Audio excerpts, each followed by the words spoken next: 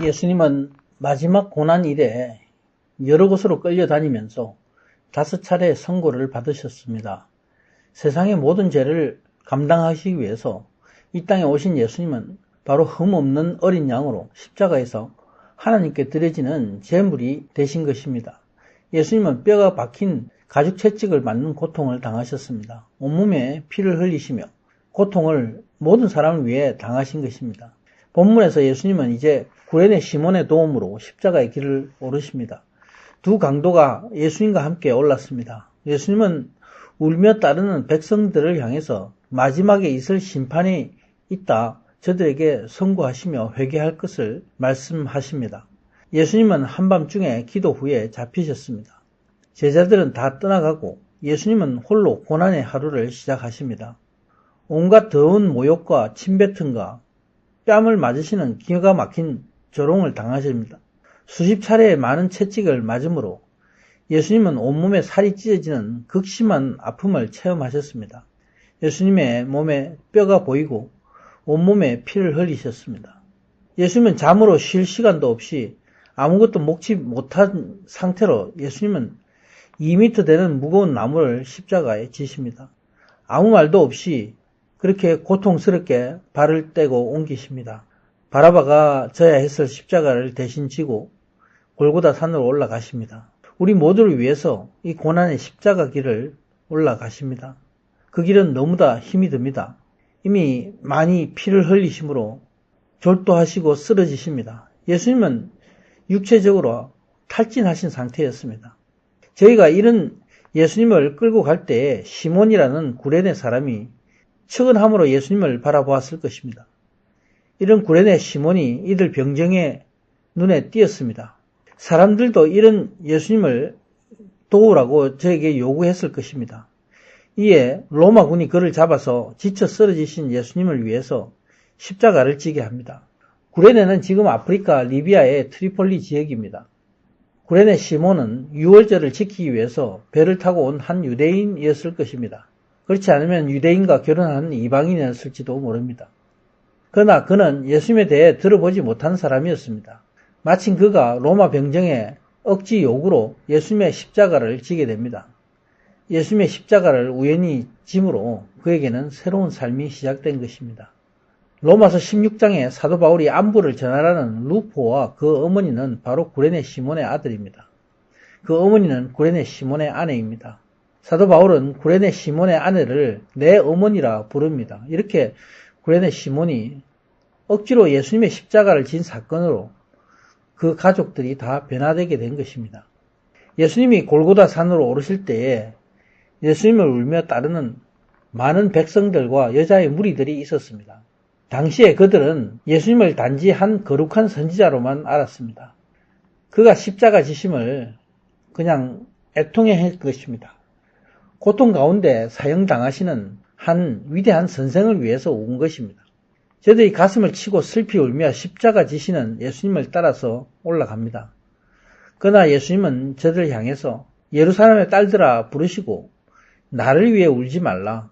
너희가 너희 자녀를 위해 울라 말씀하십니다. 예수님이 이렇게 말씀하신 이유는 저들이 예수님이 십자가 지시는 이유를 모르기 때문입니다. 이로써 예수님을 믿는 모든 사람의 모든 죄가 사함받게 되는 것을 모르기 때문에 그렇습니다. 믿는 자가 영생을 갖는 하나님의 구원 계획과 그 사랑을 모르기 때문입니다. 그래서 예수님은 우리를 위해서 자신의 몸을 찢으시고 목숨을 내어주셨습니다.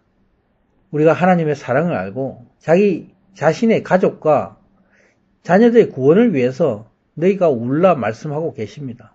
저들을 향해서 너희가 회개하고 나를 영접하라 말씀하신 것입니다. 예수님은 우리 모두를 위해서 십자가를 지시고 산에 오르십니다. 그리고 끝까지 저들을 위해서 복음을 선포하셨습니다. 예수님은 마지막 때의 심판의 일을 29절에 다시 말씀하십니다. 그때에 사람들이 아이들과 함께 있으므로 고통 가운데 처하게 되는 극심한 환란이 있을 것을 말씀하고 계십니다. 아이가 없고 해산하지 못한 자와 아이를 낳지 않은 자들이 차라리 복이 있다 말씀하고 계십니다. 이 말씀은 주 70년 이스라엘이 멸망할 때에 닥칠 심판에 대한 말씀입니다. 유대인에게 주신 말씀입니다. 그러나 또 앞으로 있게 되는 마지막 때에 대한 경고의 말씀이기도 합니다. 모든 이 땅의 사람들을 향해서 너희가 회개하고 예수님을 영접하라는 선포의 말씀입니다. 여기서 수태하지 못하는 자는 갈라디아서 4장 27절에서 31절의 말씀을 생각나게 합니다. 수태하지 못한 자는 바로 아브라함의 아내 사라를 지칭합니다. 사도 바울은 율법과 복음을 설명하는 말씀에서 계집종의 자녀와 자유하는 여자의 자녀를 비교해서 말씀했습니다. 사도 바울은 육으로 난 자가 성령으로 난 자를 핍박한다 말씀하시면서 수태하지 못한 자가 바로 성령의 약속을 받은 자인 것을 설명하고 있습니다. 또 이들을 향해서 즐거워하라 말씀합니다. 그 이유는 무엇입니까? 홀로 사는 자의 자녀가 남편 있는 자의 자녀보다 많기 때문이라 말씀했습니다. 이 말씀은 예수님이 죽으심을 통해서 이제 나타나게 되는 많은 아브라함의 영적인 자손이 있는 것을 의미합니다. 예수님을 향해서 우는 저들을 향해서 진정으로 복이 있는 영적인 자녀, 너희가 심령이 가난한 자가 되어라 말씀하신 것입니다. 그러면 여기서 아이를 낳는 자와 해산한 배와 젖 먹이는 자들은 누구입니까? 바로 약속을 받지 못하고 육적인 자녀를 낳는 것을 말씀하고 있습니다. 바로 세상과 연합해서 세상의 삶을 사는 사람들, 심령이 부자인 사람들입니다. 마지막 심판의 날에 이들에게 화가 있다 예수님은 말씀하신 것입니다. 예수님은 마지막 심판 때에 사람이 산들에 대해서 우리 위에 무너져라, 작은 산들에 우리를 덮어라 할 것이다 말씀합니다. 예수님의 이 말씀은 에스겔서 38장 20절과 호세아서 10장 8절, 하박국 3장 6절의 여러 곳에서 나타나는 심판의 말씀을 인용해서 하신 내용입니다. 여기서 산들이 무너져 내리는 것은 물론 자연적인 재해입니다. 그러나 이 세상에 사람이 쌓는 모든 인본주의 사상과 세상의 권세들을 의미합니다. 이런 것들이 모두 무너져 내릴 것을 말씀하고 있습니다. 마지막 심판 때에 세상의 모든 권능들이 인본주의가 이렇게 마지막에는 심판을 받게 됩니다. 이런 상태는 사람들이 차라리 죽기를 원하는 공포의 그런 심판의 마지막 순간이 될 것입니다. 계시록 18장은 음녀인 큰 성 바벨론을 향해서 일시에 심판이 이를 것을 말씀하고 있습니다. 31절에 푸른 나무와 마른 나무가 나옵니다. 푸른 나무는 예수 그리스도를 의미하는 것이 아니라 이스라엘을 의미합니다. 호세아서 10장 8절에 호세아 선지자는 산들이 저들 위에 무너지리라, 바로 이스라엘 심판을 말씀하고 있습니다. 호세아서 10장 1절에 이스라엘이 바로 열매 맺는 무성한 포도나무인데 이 이스라엘이 두 마음을 품어서 심판의 대상이 되었다. 그래서 이런 이스라엘이 심판받아 멸망할 것을 말씀하고 있습니다. 푸른 나무와 같이 선택받은 장자 이스라엘도 심판받음으로 멸망할 것이고, 그런데 하물며 마른 나무인 이방인 나라들, 방령이 심판받아 멸망할 것을 말씀하고 계신 것입니다.